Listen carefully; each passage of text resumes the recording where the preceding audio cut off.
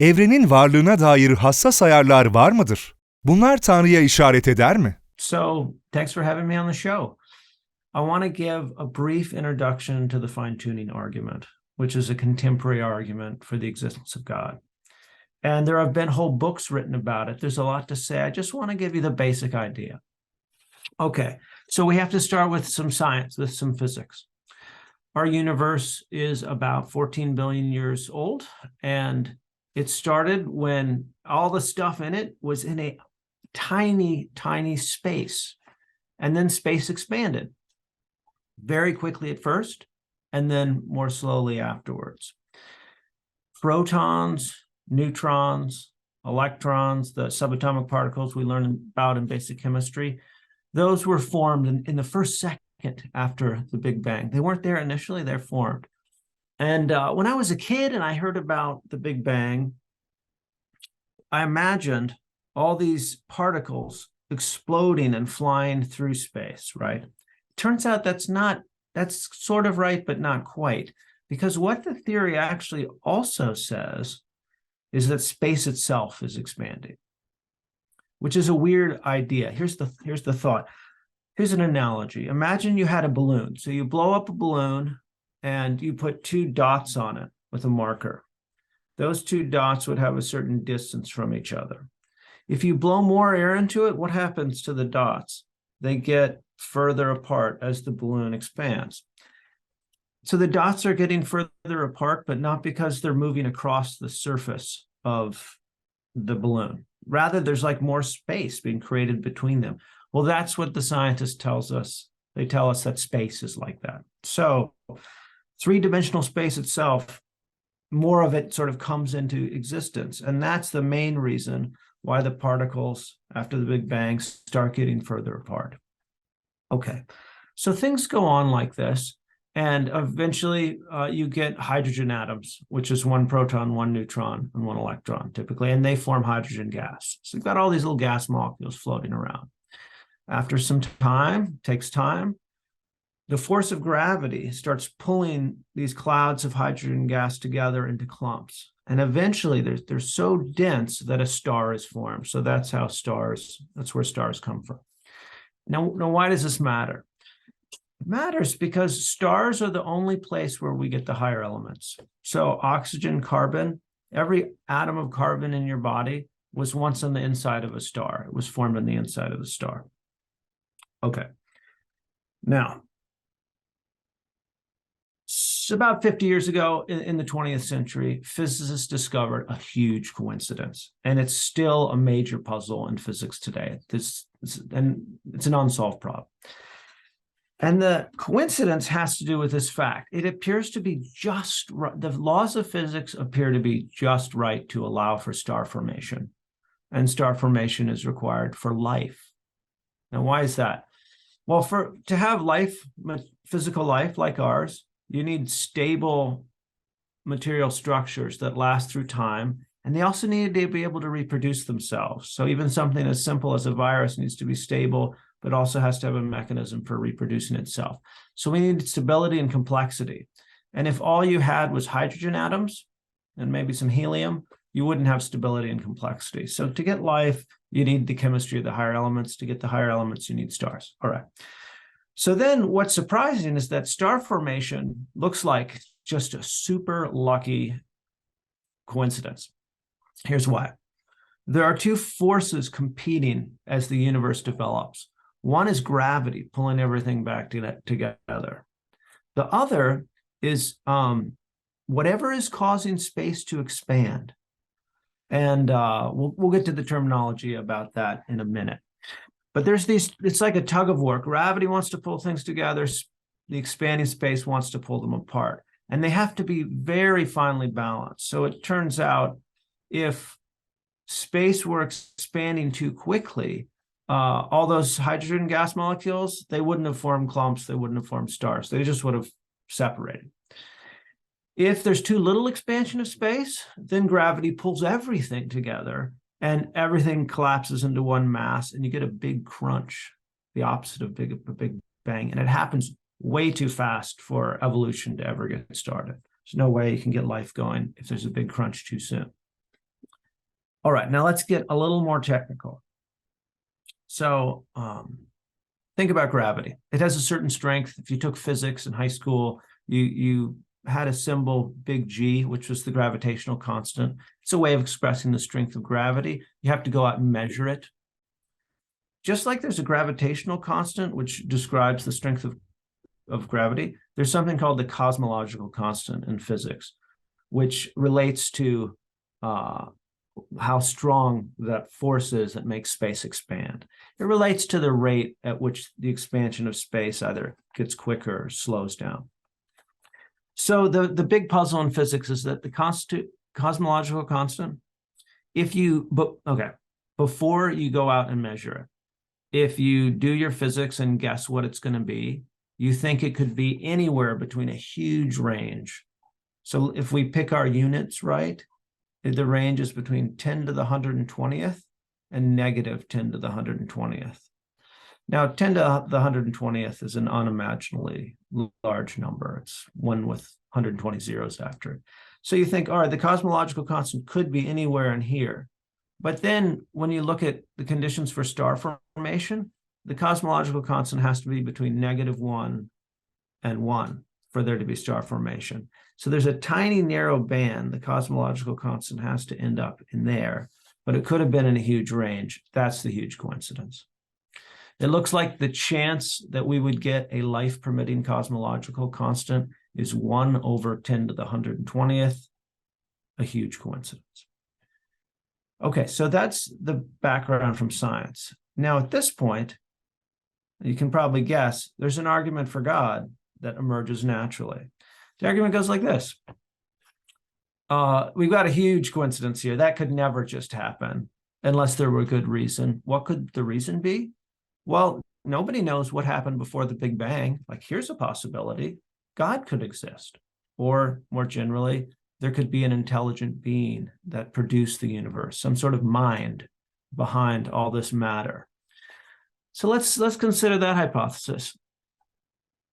If there were an intelligent being that produced our universe, it would be, I mean, you got to be pretty intelligent to design a universe. So it would be intelligent enough to know that life like ours is a good. It's a valuable thing that we can think and choose and love each other. That adds value to the universe.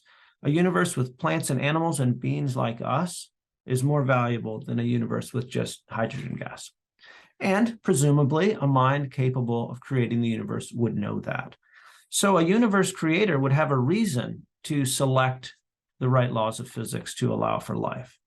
And what that means is if there is a universe creator, God or something very much like God, then the universe we're in is not surprising. It's not surprising or unexpected that the cosmological constant should be just right. On the other hand, if our universe was not produced by an intelligent being, then there's this 1 over 10 to the 120th coincidence. It looks like it's very unexpected that we would have a universe like ours. Okay, so now we can put together the argument formally. I'll give it in 3 premises and then a conclusion. So the first premise is the empirical fact. It's widely accepted in physics, and it says the cosmological constant is life permitting. It's in the range that allows for star formation, but it could have been many different numbers. There's a huge range of other things it could have been. Okay, second premise, if our universe was produced by an intelligent agent, then this fact about the cosmological constant is not unexpected. Third premise, if our universe was not produced by an intelligent agent, so it was just the result of some unguided physical process, nobody was picking the laws of physics, then it was extremely unlikely that the cosmological constant would be just right for life. Therefore, here's our conclusion. Therefore, it's fairly likely that our universe was produced by an intelligent agent. Now, how does that conclusion follow? Well, we actually need one more assumption that I didn't say yet. The additional assumption is The person looking at this argument has to be willing to grant at the beginning that there's at least some small chance that our universe was produced by an intelligent agent.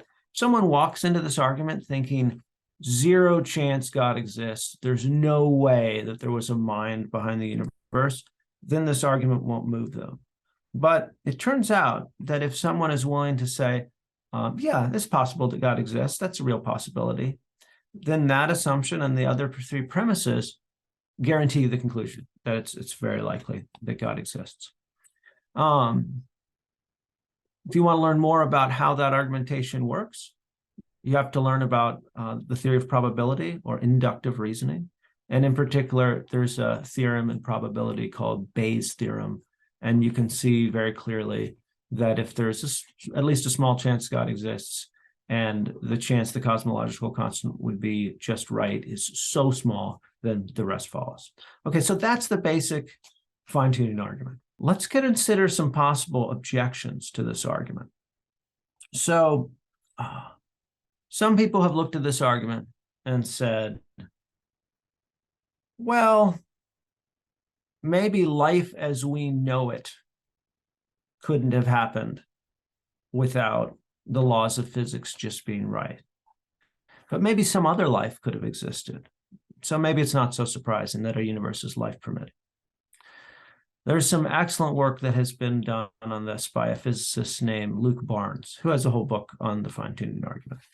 And he basically points out that the other possibilities for different types of life still require the cosmological constant to be just right, maybe a little less just right. So, for example, he talks a little bit about what if there could have been life based on silicon rather than carbon. And he says, well, the physics that give you carbon, the physics that give you silicon almost always give you carbon too. It turns out that instead of the cosmological constant having to be in this narrow of a band compared to this, it's maybe you get slightly more. But at some point you bump into the problem that you really do need elements higher than helium to get stable, complex things that reproduce themselves. And to get that, you need the cosmological constant to be just right. The most powerful objection to the fine-tuning argument is called the multiverse objection. And this is actually a live research program in physics. So there are some physicists who look at the cosmological constant and the fact that it's just right, and they say, as they should, is there a way to explain that within our field? Can we give a natural explanation of why the cosmological constant is just right? And they offer a possibility, which is this: maybe our universe is not the only universe. Maybe there are, in fact, billions and billions and billions of other universes separated from ours. So imagine our universe is a bubble, and then imagine an ocean of other bubbles floating, and each one has different laws of physics, or at least different strengths of the cosmological constant. Now, in the vast majority of those bubble universes, the cosmological constant will not allow life. There will be no stars. There will be no life. But in a small proportion, the cosmological constant will be just right by chance.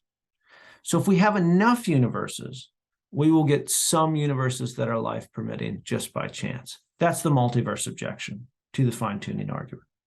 The fine-tuning argument says the best explanation of this coincidence is a universe designer. The multiverse objection says another possible explanation is that there are very many universes, and some of them are just right by chance, and we happen to be in one of those. Where else could we be but a life-permitting universe? That's the multiverse objection. Let me give you what I think is the strongest reply to the multiverse objection. Imagine this. Either God exists or not. And imagine there's a multiverse of the type we just talked about, with many different universes. If God does not exist, and we look at all those universes, a tiny proportion will be life permitting. Of course, God might exist, right? And he might create a multiverse. How would the multiverse look if God had created it? How would a theistic multiverse look? Imagine the same size multiverse as the one we were just talking. So there are 10 to the 500 universes or whatever in both. In the atheistic multiverse, only 1 out of every 10 to the 120th universes permits life. What about in the theistic multiverse, if God wanted to create a multiverse? Well, I want to argue we would have a much higher proportion of life-permitting universes. Because for each universe God would create, he would see that it would be a better universe with life like ours in it. So we would have some reason for each particular universe to make it life-permitting rather than not. Now, he might have other reasons that we can't understand. We should not expect to know the mind of an infinite God. There's no obvious reason why he'd limit the number of universes to this tiny number, when the multiverse would be better if more of the universes were better, and more of the universes would be better if they were life-permitting. So here's the idea. We've got 2 hypotheses now: atheism plus multiverse, theism plus multiverse. Tiny number, tiny proportion of life-permitting universes, larger proportion. We open our eyes, notice the fact that we're alive, and we observe. Our one data point says we're in a life-permitting universe. What is that evidence for? I want to argue that it's actually evidence for the theistic multiverse over the atheistic multiverse. 2 multiverse theories, forget about God for a minute. One multiverse theory says 50% of the universes in the multiverse will have red dwarf stars. This other multiverse theory, say B, says only 1% of the universes in the multiverse will have red dwarf stars. So now we have 2 different multiverse theories, and we don't know which one is true, but let's say we think one of the 2 is true. Then we go out and look at the one universe we're in, and we see red dwarf stars. That's going to be evidence for this one, because it's more likely that this particular universe would have red dwarf stars on this theory than this theory. So what's the chance that this particular universe would have red dwarf stars? On this theory, it's 50%, and on this theory, it's 1%. So we actually get good evidence for this theory over this theory. And it works the same with the theistic and atheistic multiverse. If there's a large proportion of life-permitting universes here and a small proportion of life-permitting universes there, then the fact that this particular universe is life-permitting is evidence for the theistic multiverse. How strong? If you do the math, it turns out to be just as strong as the prior argument. So this is what we should say. Either we're in a multiverse or not, nobody knows. If we're not in a multiverse, the original fine-tuning argument gives us good reason to think that our universe was produced by an intelligent agent. If we are in a multiverse, even then we have evidence for God, because we have evidence that we're in a multiverse with more life-permitting universes in it. If we're in a multiverse and God does not exist, we should be very surprised that we're here. We should expect that somewhere there'll be green aliens living in some universe, but we should be very surprised that it was this universe, our universe, that was life-permitting, because that was a very unlikely event. That's what I think is the best reply to the multiverse objection.